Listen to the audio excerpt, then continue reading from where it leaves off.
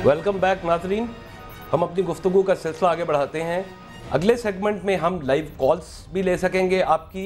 हमारा number screen पे आपको नज़र आ रहा है, आप इस प्रोग्राम में हमसे बात कर सकते हैं।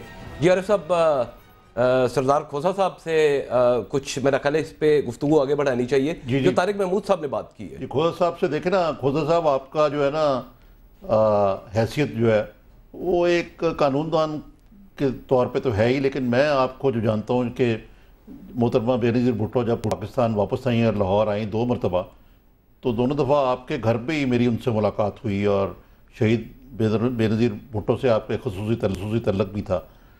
तो गवर्नर के तौर पे भी आपका एक सियासी ओहदा भी है। तो अगर आप ये सारी चीज़ को देखें तो बतौर पाकिस्तानी आप ये जो मौजूदा सूरत हाल है NRO की और अदलिया के साथ ये महाजराई की, किस तरह देखते हैं इसको आप?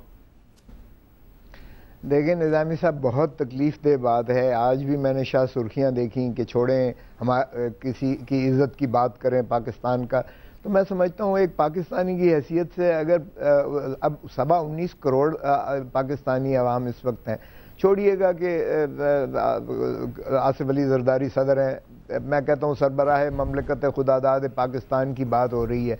क्या पाकिस्तान की जब वो एक सरबराह भी हैं, वो पाकिस्तान की इज़्ज़त और नामूस का जो है पासदार भी हैं, वो जो है पार्लिमान के जो है सरबराह भी हैं, क्योंकि पार्लिमान जो है वो सदर के बग़ैर मुकम्मल ही नहीं है और उसका लाजमी जुज़्व हैं, और वो सुप्रीम कमांडर हैं आर्म्ड फोर्सेस ऑफ पाकिस्तान के, लिहाजा आर्म्ड फोर्सेस की भी इज़्ज़त और तकरीम के वो अलमबरदार हैं।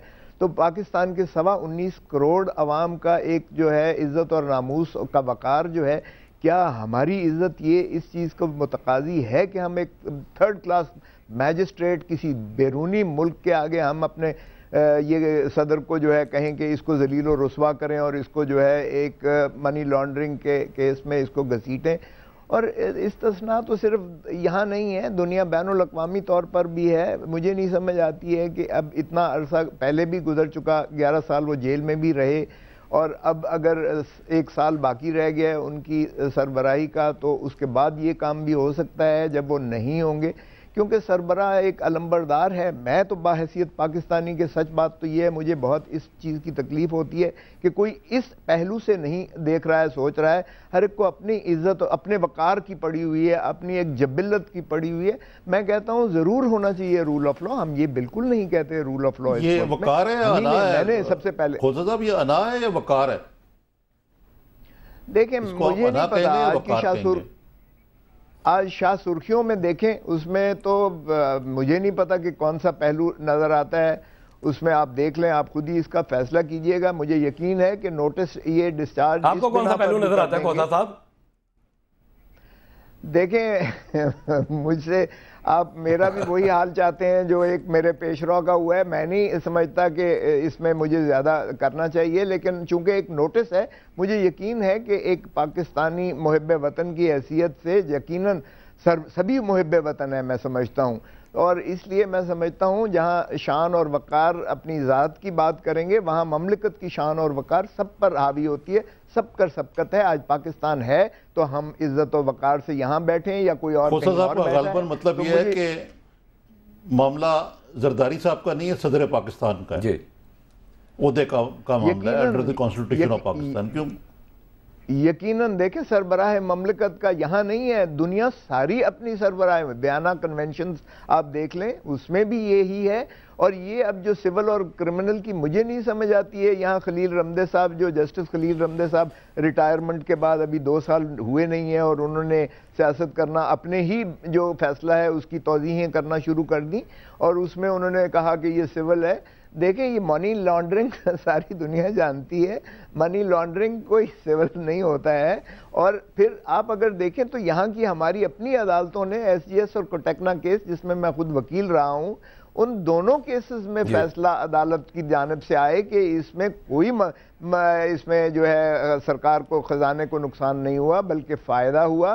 कोडल फॉर्मेलिटीज़ मुकम्मल की गई, इसमें मोहतरमा शहीद बेनज़ीर भुट्टो वज़ीर आज़म का कोई दखल अमल नहीं था, आसिफ अली जरदारी का कोई दखल अमल नहीं था, नुसरत भुट्टो का कोई दखल अमल नहीं था, और इसमें कतअन ना तो कोई मिसकॉन्डक्ट हुई है और ना ही कोई सरकारी ख़जाने को नुकसान हुआ है, बल्कि کروڑوں روپے کا اس میں فائدہ ہوا ہے، ایڈ اپ ہوا ہے اس میں. تو خود ڈینیل زپلی جو تھا اس نے کہا کہ پہلے اوریجن جہاں سے ہوا ہے وہاں سے ماخذ سے ثابت کریں کہ یہاں سے پیسہ جو ہے اللیگلی کمیشن یا کک بیک میں گیا ہے، پھر ہمارے پاس منی لانڈرنگ کا جو ہے اس کیس کی اجرا کیا جا سکتا ہے. اور ویسے بھی اس کیس کو ڈینیل زپلی نے میرج پہ کلوجر کیا. یہ جو کورٹ آف اپیل سے سوئز کورٹ آف اپیل سے جو بات آئی تھی 2008 میں سامنے، اور اس کے بعد ایک پوائنٹ اور بھی ہائی لائٹ ہوا مختلف جگہ پہ کہ یہ کہا گیا کہ پاکستان کو as a state should be excluded as a civil party to the case. اس کا کیا مطلب ہے؟ یہ سول پارٹی کیوں کہا گیا؟ دیکھیں یہ بھی ایک ہوا ایسے کہ جب پہلے یہ دیکھیں وسیم افضل کا یہ دستخط سے جا کر وہاں کھلوایا گیا یہ کیس جو انہوں نے کیا، اور چونکہ وہاں یہ کیس سوائے اس کے نہیں کھولا جا سکتا تھا کہ یہ ڈرگ ریلیٹڈ منی ہو، تو یہاں آصف علی زرداری صاحب پر ایک جھوٹا ڈرگ کا مقدمہ قائم کیا گیا، اور جنرل مشتاق نے کہا کہ ڈپٹی چیئرمین نہیں وہ انہوں نے کہا کہ یہ جو ہے یہ ڈو ناٹ لفظ لکھے کہ don't wash your dirty linen. ہم اے این ایف کا ہمارا جو ہے اینٹی نارکوٹک فورس، ہماری ایک انٹرنیشنل جو ہے ایک ریپو ہے، ہمیں پتہ ہے زرداری صاحب جو ہے بھلے کچھ بھی ہوں لیکن ڈرگ ریلیٹڈ اوفینسز سے ان کا کوئی تعلق نہیں ہے.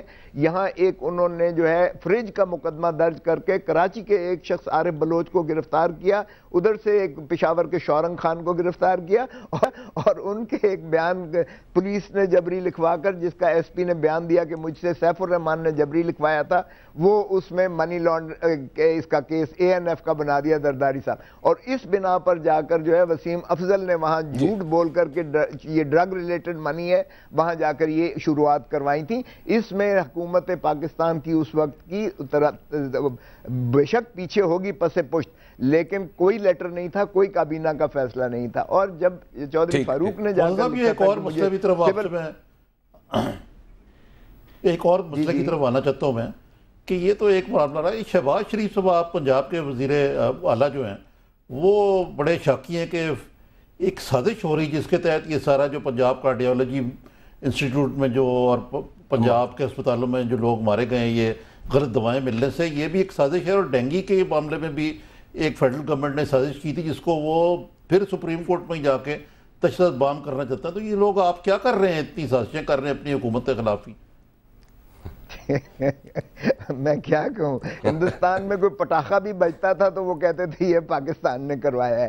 اور یہاں موصوف ہمارے جو ہے وزیر اعلیٰ پنجاب جو ہے، یہ مچھر بھی ہم نے بھیجے تھے پچھلے سال، یہ جو ہے فیمیل مچھر ہم نے بھیجے تھے کہ یہاں پنجاب میں جو ہے اس گندگی اور اس جو انہوں نے یہاں پھیلائی ہوئی ہے پانی کے جو پونڈز کھڑے کیے ہوئے ہیں گندے پانی کے، اور جہاں سے فیمیل ماسکیٹوز نے پنجاب سارے کو جو ہے گھیر لیا تھا اور اتنی اموات ہوئی تھی.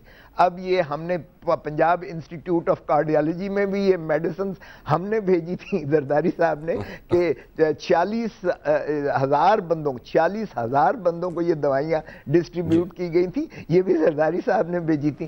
کوئی خدا کا خوف کریں، اگر وزیر اعلیٰ 18 محکمے رکھیں گے اور اب انہوں نے 8 دے دیے وہ بھی اس پریشر کے تحت، کیونکہ میں نے بھی اب 10 رہ گئے، بڑا آسان کیا انہوں نے جی ہاں بڑا احسان، لیکن پھر بھی ہیلتھ انہوں نے اپنے پاس رکھی ہے. اور اب کہتے ہیں کہ عیسیٰ ٹیب سردار صاحب بات کو آگے بڑھاتے ہیں، لیکن سردار صاحب یہ لینا ہے چھوٹا سا بریک. ناظرین ہمارے ساتھ رہیے، اور جب ہم واپس آئیں گے تو ہم آپ کی لائیو کال بھی لے سکتے ہیں. ہمارا نمبر جو ہے سکرین پہ ڈسپلے ہو رہا ہے.